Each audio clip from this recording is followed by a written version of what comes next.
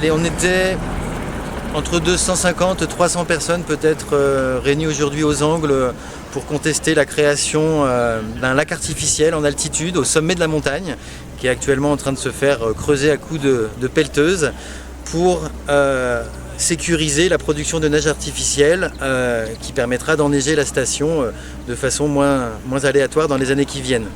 Alors nous autres écologistes, on est indignés par la façon dont cette bassine est creusée au mépris de la moindre enquête publique. Il n'y a pas eu d'étude d'impact, il y a vraiment eu la volonté d'aller vite et d'être dans une logique de fait accompli. On conteste ce genre d'adaptation à la nouvelle donne climatique. Pour nous, c'est une maladaptation. On voit bien que sauver l'économie du ski, ça implique de nouvelles consommations d'espaces naturels, ça implique de dévaster des paysages de façon irréversible et ça implique une fuite en avant technosolutionniste qui paraît sans fin. Alors, tout cet équipement, cette infrastructure, cette méga bassine, elle est justifiée au nom du soutien à l'économie du ski et donc à l'emploi.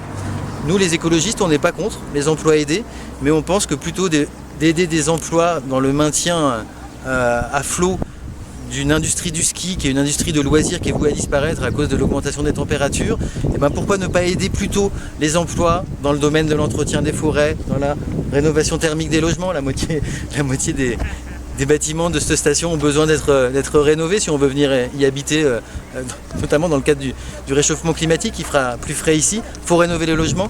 Pourquoi ne pas aider les emplois aussi dans le service à la personne pour entretenir les forêts, je l'ai déjà dit. Bref, pourquoi ne pas aider les emplois, mais c'est pas la peine d'aider les emplois et de tenir à bout de bras une économie du ski qui, de toute façon, va se casser la figure. Alors, c'est la canicule, on le sait, tout le monde le subit, tout le monde souhaite qu'on trouve des solutions. Il va nous falloir en effet climatiser les hôpitaux, climatiser les écoles, climatiser nos logements, climatiser les transports.